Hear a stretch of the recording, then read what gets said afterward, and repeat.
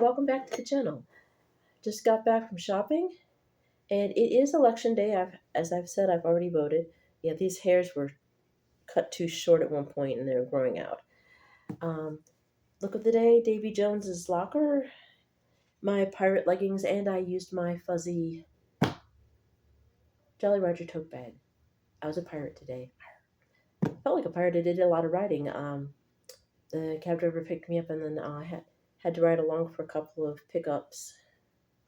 And he regaled me with some stories of when he was younger and had hauled scrap metal and had a bungee cord break. Interesting. Anyway, what we have, I found some more pumpkin. There was a lot of other pumpkins. There was also the left-hand nitro stuff, but we've already done that one before, so I'm waiting to revisit that one. And there were Ichabod we've already done twice now, I believe. I like Ichabod, but I had to pick and choose, and as it was, ended up being over budget and had to put a couple of things back that I need to get. Well, I can get them tomorrow. Or no, yeah. We're not going to worry about that. Okay, this is Headless Heron by Central Waters. This is a barrel-aged pumpkin spice ale. Ale aged in used bourbon barrels with nutmeg, ginger. Yes. Said two words at one time. Cinnamon and ginger and cloves. No pumpkin, just the pie spices. And this one comes in at...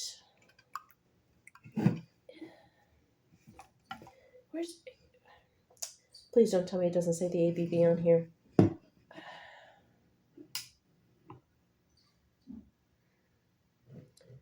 Oh.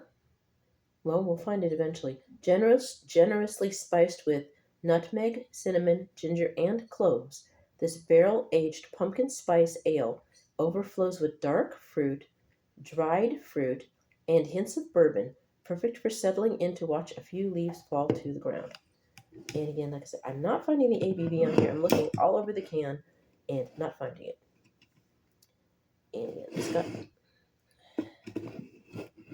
It's a heron, which is a bird, with a pumpkin for a head, which is kind of interesting. So we have that one again, indeterminate ABV, so it could be anywhere between 6 and 8. Again, they really should say on a beer what the ABV is. And then we have another one from Whole Hog. We have another pie flavor.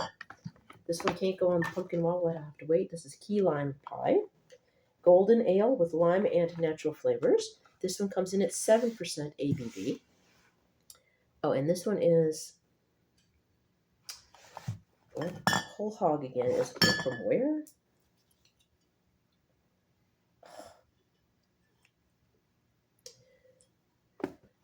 It's Whole Hog Next Level Brews. Okay, this is a leftover summer one. It says, summer breeze makes you feel fine, rolling through the key lime in your pint. If you are younger, like some of my viewers are, that musical reference won't mean anything to you, but those of us who are a bit older will get the joke. Whole Hog Key Lime Pie is an elevated golden ale. Our brewing team folds high gravity into a delectably crisp brew, bolstered by lime juice and notes of graham cracker for a sunshine dessert experience. And again, I don't remember where this was made. Oh, Stevens Point, Wisconsin. So that one is Stevens Point, and this one was...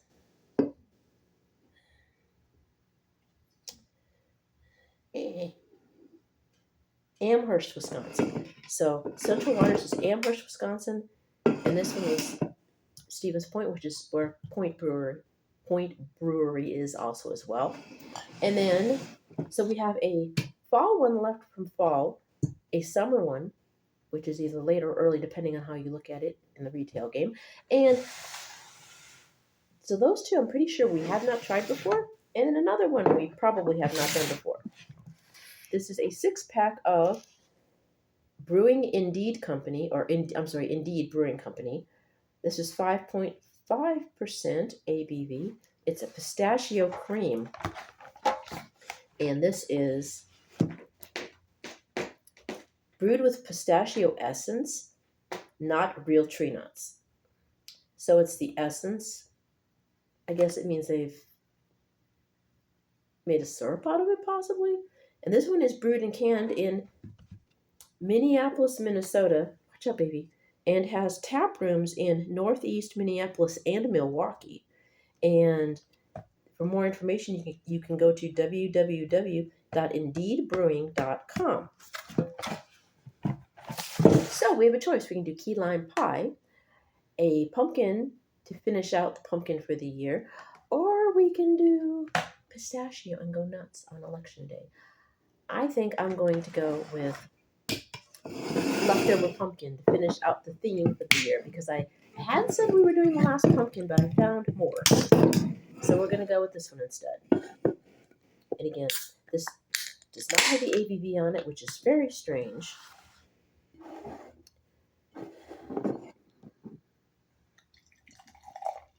It's a nice dark brown with a small head. I was hoping to save enough money to get some brutalities or something, but that may have to wait again. I can smell the bourbon.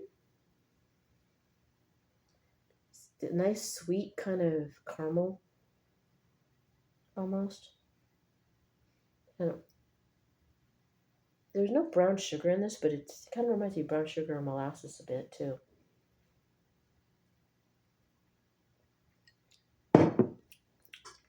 You get the bourbon up front, kind of a candy flavor.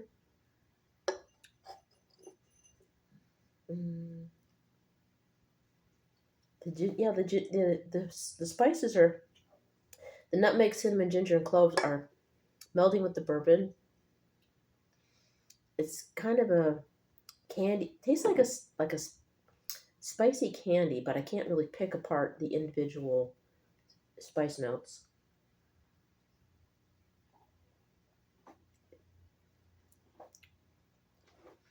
But yeah, it tastes like a lightly spiced bourbon.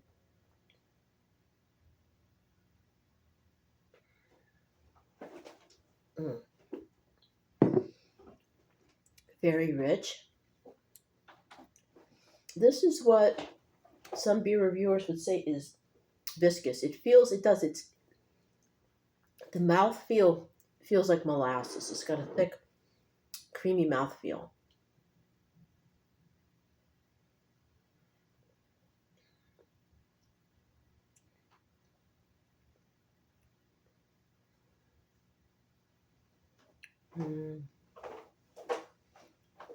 I think I'm getting, I'm getting a little, the cinnamon and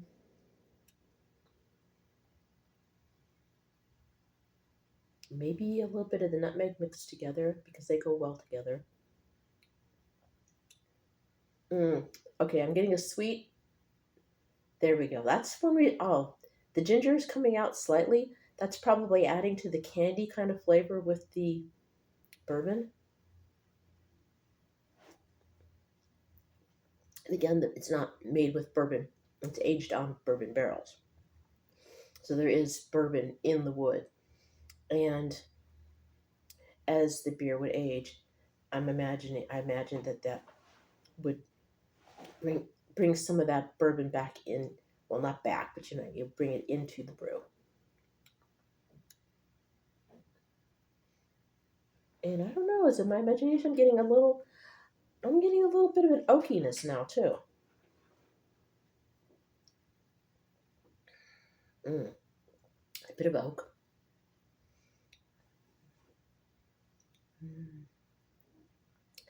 And a tiny bit of the clove. So it's a nice finish.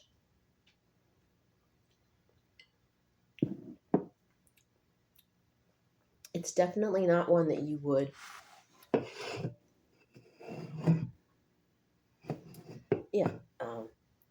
drink with a meal. It's a sitting. Like they're saying, it's Okay, they're saying dark fruit, dried fruit, and hints of bourbon. I'm getting the bourbon. I wasn't tasting fruit until I think about it. But the fruitiness would probably be because of the, like I said, cinnamon, ginger, nutmeg, and cloves. None of those are fruits. But mixed with the bourbon, it gives. Mm. Yeah, okay, now that I'm thinking about it, it's not just a molasses bourbony, slightly oaky. I'm getting a little bit of a taste that tastes kind of like dates. Okay.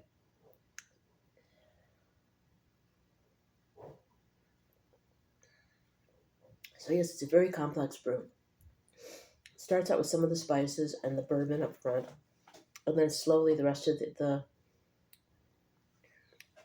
ginger comes out toward the end with a bit of an oak, and then it all comes back together and tastes like dried dates and a little bit of molasses.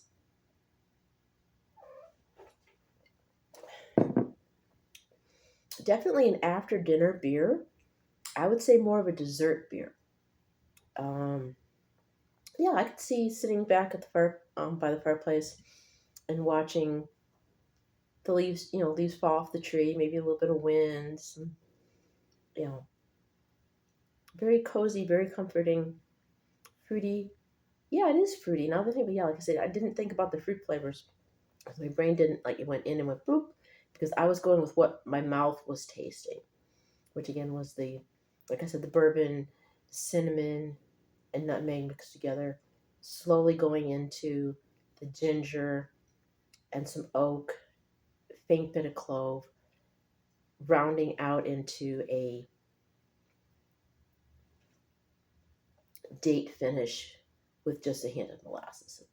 So basically, I'm saying the same thing. So yes, nice dessert beer. This would be good.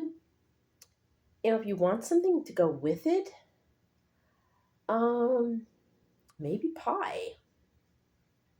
A piece of pumpkin pie. This with a slice of pumpkin pie with some whipped cream. Or if you wanted to forgo the pie, here you go. Put some whipped cream on this. It'll taste like pie with whipped cream, with a bit of bourbon, and all the rest. So yes, it. Yeah, like I said, it's very complex. It's very hard. It was very hard to pull apart. Very hard to describe, but well worth it. I got this at festival. It's toward the end of the season, so you may or may not be able to find it. If you were shopping today, it's after 4 o'clock now, Central Time. So you may or may not be able to find it, but I found it at festival, tucked away in with the beer. I had to look for it. I was wandering around, taking my time looking, and I saw it on the back wall, and went, "Yes, I have to get this." So it's worth the exploration of your liquor department. Like I said, Festival has it. I don't know who else does. It's there. It's not marked down because technically it's still fall. Um, but yes, if you can find it at Festival or anywhere else that might have it, I would Google to see where you can get it. But again, it's worth the effort if I just like I said, I was taking my time walking around, stumbled upon it, and it had to go home with me because this is probably one, even though this is a local brewery, I didn't see it. I didn't notice it. I didn't get to that wall when I was doing the rest of the pumpkins that I get this time of year when I go to festival. So I missed this one the first couple times, but like it was worth the trip. It was worth exploring, as I said. It's definitely a hit. I'm talking around in circles, blah blah. Anyway, the other two we will try next time. So we've got 3 weeks worth of beer here to review. I will check my cards tomorrow and see which one of them has enough money on it to get at least one Brutalities because those are $20-$30 per pack, possibly. Or I might find something That's a little bit more in my budget and get me, we'll see. I'll get maybe a tea or two. I will try. I'll check those tomorrow. I'm too tired right now. Like I said, it's been a weird week. In between groceries, the month of October was a little bit longer than I had anticipated for my brain to figure out groceries. So I'm a bit fuzzy, and that's just the way it is. So let's see. Yes, election day. Get out and vote. I try to keep this apolitical, but it is election day. I will tell you, if you haven't already voted, please do. Vote for the candidate of your choice. Vote with your heart. Think about the future for yourself and your family and your friends. Because this is a very, very, very crucial this year. Very extremely crucial. So that's the rant. I don't normally do those, but I'm giving my bats, ghouls, monsters, weirdos, vampires, werewolves, etc. a little bit of grandma zombie ghoul advice. Please do vote. Your vote always matters, and this year more than ever, it matters because the course of history is hinging on today. I'm not trying to be hyperbolic. I'm actually serious on this, and I don't get serious about this kind of thing too often. So I'll leave that be. If you like these videos, give them a thumbs up. If you want to subscribe, hit the bell once. If you want notifications as to when I'm going to be putting up more of these videos of various types, mostly silly, informative, entertaining, slightly educational, etc., weird, goth stuff. Yes, so that's that. Again, if it's raining where you're at, please take it slow. Hearses don't stop on a dime, and hydroplaning is real. And if you're going to party to celebrate today, as always, take turns driving the hearse. Let the designated Dracula have a turn.